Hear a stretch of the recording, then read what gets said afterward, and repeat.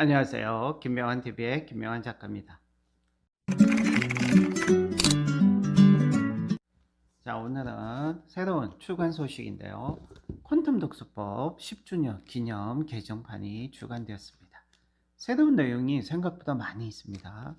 자, 그 중에 하나를 오늘 얘기해 보려고 합니다. 많은 사람들이 독서법을 너무 가볍게 생각하고요. 독서법의 중요성을 정확히 알고 있는 사람은 많지 않죠. 그저 독서를 하면 된다고 쉽게 생각합니다. 인생을 바꿀 만큼 강력한 독서의 기술, 효과적인 독서법을 배운 적이 있습니까? 강력한 독서법을 제대로 경험한 적이 있습니까? 퀀텀 독서법 수업에 참여하신 분들은 반드시 독서의 의식, 수준, 두께, 양, 질 모두 성장하고 도약합니다. 세상에 공짜는 없습니다. 독학하는 거와 수업에 참여해서 전문가에게 직접 제대로 코칭을 받고 피드백을 받고 제대로 배우는 것은 분명히 넘사벽, 뛰어넘을 수 없는 격차가 생깁니다.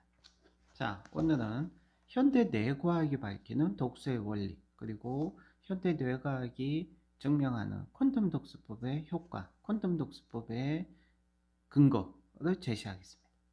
먼저 두 가지를 얘기하는데, 첫 번째, 책을 읽을 때와 인터넷을 볼 때 우리 뇌가 활성화되는 영역이 다르다는 사실을 UCLA 정신의학과 교수 게리 스몰 교수가 발견했는데요. 책을 읽을 때는 전전두엽이 활성화되지 않습니다. 그래야 텍스트를 인지하고 이해하는 독서의 본질에 더 충실한 부분, 더 중요한 부분이 더 많이 활성화되기 때문에 텍스트를 제대로 인지하고 이해할 수 있다는 거죠. 인터넷을 볼 때는 전전두엽만 활성화되는데요. 이 전전두엽은 사실 의사결정, 중요한 의사결정을 할 때만 활성화되기 때문에 오히려 인터넷을 볼 때 이 전전두엽이 너무 많이 활성화되기 때문에 텍스트의 이해, 인지 능력, 부가적인 기억력을 저하시키는 요인이 된다고 게리 스몰 교수는 말합니다. 자, 좀 더 나가서 퀀텀 독서법의 효과, 그리고 퀀텀 독서법의 근거가 되는 한 가지, 캐나다의 한 연구팀이 70명의 사람들에게 책을 읽도록 했습니다. 한 그룹은 종이책과 같이 일반 문서로 읽게 했고, 다른 한 그룹은 인터넷처럼 링크가 있는 하이퍼텍스트로 글을 읽게 했습니다. 일반 문서로 읽은 그룹에서는 겨우 10%만 읽는 것이 어렵다고 토로했습니다. 하지만 인터넷과 같은 하이퍼텍스트로 된 글을 읽은 그룹에서는 무려 7배, 75%의 사람들이 읽기가 어렵다고 표현했습니다. 독서는 뇌가 새로운 것을 배우고 익혀 스스로를 재편성하는 아주 고차원적인 뇌의 인지 과정입니다. 여기서 가장 큰 걸림돌이 바로 이런 하이퍼텍스트가 있는 것, 즉 인터넷 그리고 스마트폰이라는 사실을 우리는 확실하게 알아야 됩니다. 자, 피츠버그 대학교 인지과학자 찰스 퍼페티와 그의 동료들은 뇌의 일부 중에 한 부분을 보편적 독서 시스템이라고 최초로 명명했습니다. 보편적 독서 시스템은 우리 인간이 보편적으로 독서할 때 사용해야 되는 영역을 말하는데요. 이 보편적 독서 시스템에는 전두엽, 척두 두정엽, 후두엽 부위를 연결하는 엄선된 영역입니다. 이들은 연구를 통해 인류 문자 체계의 진화에 대해 중요한 결론을 도출했는데요. 그 결론을 요약하면 이렇습니다. 쉽게 요약을 하기 위해서 어떤 언어로든 독서를 할수록 뇌의 길이와 넓이가 재편성된다고 합니다.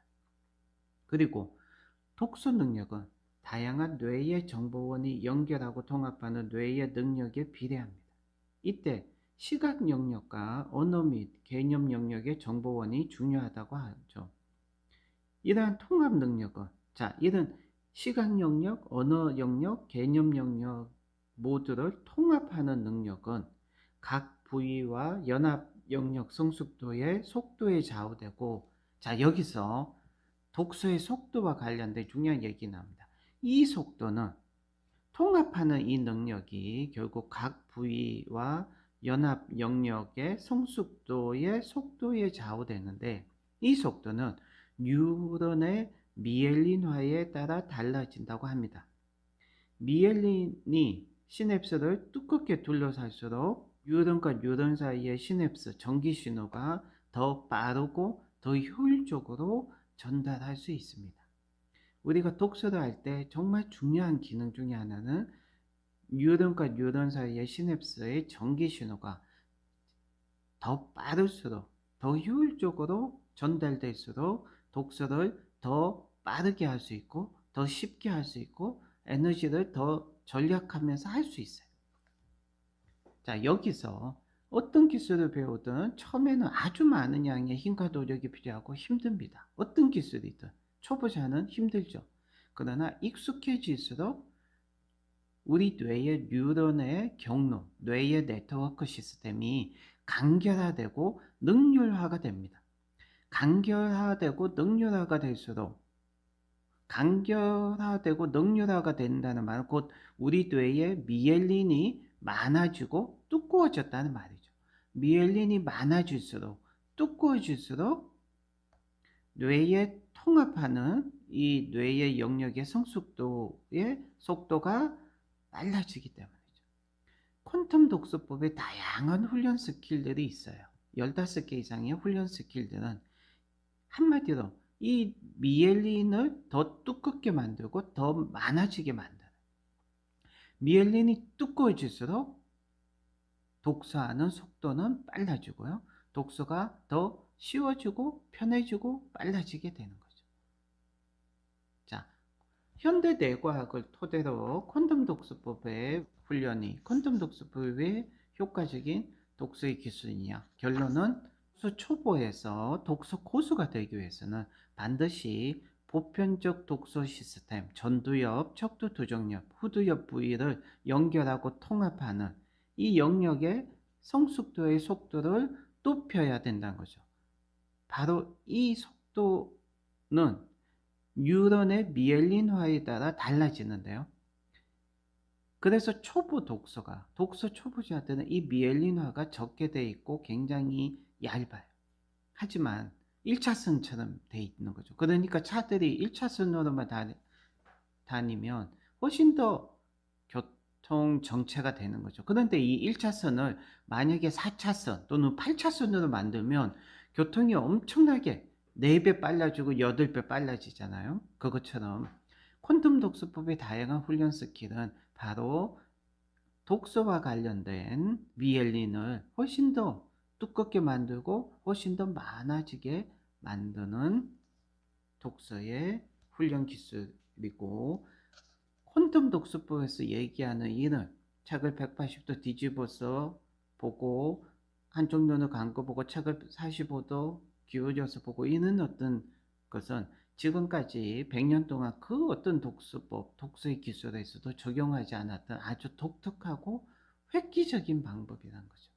그래서 우리 뇌를 훨씬 더 독서에 최적화되게 만드는 독서의 기술입니다. 퀀텀 독서법을 많이 배우면 좋은 점이 하나 있고 나쁜 점이 하나 있습니다. 좋은 점은 치매나 알츠하이머병에 걸리지 않을 만큼 우리 뇌가 건강해지고 강해진다는 거고요. 퀀텀 독서법 배우면 나쁜 점은 게임을 많이 할 수 없습니다. 게임하는 뇌와 독서하는 뇌, 게임 뇌와 독서 뇌는 전혀 쌍극이기 때문에 게임을 많이 하신 분들은 독서를 잘 못해요. 그리고 저처럼 독서만 하는 사람들은 게임을 해도 문제는 뭐냐면 게임을 못하는 게 아니라 게임을 해도 게임을 통해서 우리 뇌가 흥분되지, 제가 흥분되지도 않고 재미를 못 느껴요. 재미를 못 느껴서 하루 종일 게임하라고 하면 저는 정말 고통스러울 겁니다. 그래서 이미 저는 독서뇌로 바뀌어진 사람이에요. TV만 많이 보고 주구장창 TV만 보고 게임만 하루 종일 하는 사람들은 독서를 못합니다. 왜? 독서를 해도 흥분되지 않고요. 독서를 해도 독서의 책의 내용을 이해할 수 없기 때문이죠. 그렇기 때문에 독서와 게임은 쌍극이다. 독서와 게임은 서로 쌍극이라는 것을 아시고요. 자, 1시간에 한 권 퀀텀 독서법 개정판이 나왔습니다. 편에 없었던 많은 내용들이 생각보다 많은 내용들이 있기 때문에 한번 보시면 되고요.